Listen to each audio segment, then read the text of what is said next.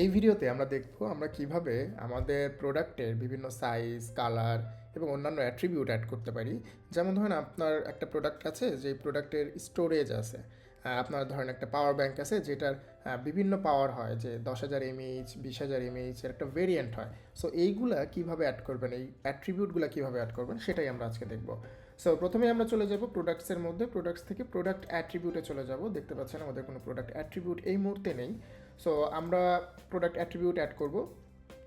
আমি প্রথমে কিছু কমন অ্যাট্রিবিউট অ্যাড করে নিচ্ছি, যেমন কালার, আমার বিভিন্ন কালার হতে পারে, অথবা সাইজ হতে পারে। আমি সাইজ অ্যাড করে নিচ্ছি। সাইজ এটা আমার প্রিভিউতে কিভাবে দেখাবে ইউজারদের এন্ডে, সেটা আমার এখানে সিলেক্ট করে দিতে বলতেছে যে আমি কিভাবে নিব।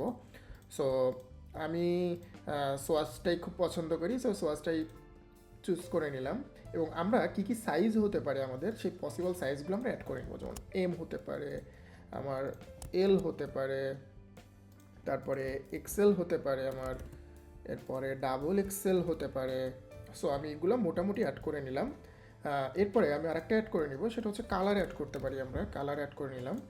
কালার অ্যাড করে আমরা কালারে গেলাম। কালারে গিয়ে আমরা কিছু কালার অ্যাড করে নিই, যে ব্ল্যাক হতে পারে আমার। সো কালার অ্যাড করে আমি ব্ল্যাকের কালারটা সিলেক্ট করে দিচ্ছি যেন আমার বুঝতে সুবিধা হয়। তারপরে রেড হতে পারে আমার, আমি রেড কালারটা দিয়ে দিচ্ছি এখানে।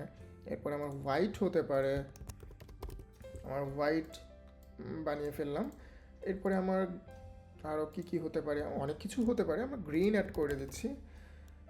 সো আমরা গ্রিন কালারটা সিলেক্ট করে দিচ্ছি এখান থেকে, যেন আমাদের কাস্টমাররা খুব সুন্দরভাবে বুঝতে পারে আমাদের কালার কেমন হবে। সো আমি দেখতে পাচ্ছেন আমি কিছু কালার অ্যাড করে দিলাম, কিছু সাইজ অ্যাড করে দিলাম। এরপর আমি আরেকটা অ্যাড করি, স্টোরেজ অ্যাড করে নিচ্ছি আমি। সরি, আমি একটু স্পেলিং মিস্টেক করেছি। ওকে, সো আমি কিছু স্টোরেজ অ্যাড করে নিচ্ছি। স্টোরেজের মধ্যে আমি কিছু ফিক্স করে দিচ্ছি, যে 128 জিবি, দেন দিচ্ছি 256 জিবি, দেন দিচ্ছি 512 জিবি, দেন 1 টেরাবাইট। ওকে, সো এগুলো আমি অ্যাড করে নিলাম। এখন এই অ্যাট্রিবিউটগুলো অ্যাড করে আপনি কিন্তু ভেরিয়েন্ট প্রোডাক্ট অ্যাড করতে পারবেন। সো এইভাবে খুব সহজেই আপনি আপনার স্টোরের জন্য বিভিন্ন প্রোডাক্ট অ্যাট্রিবিউট তৈরি করে ফেলতে পারেন, যত ইচ্ছা ততগুলো। So thank you.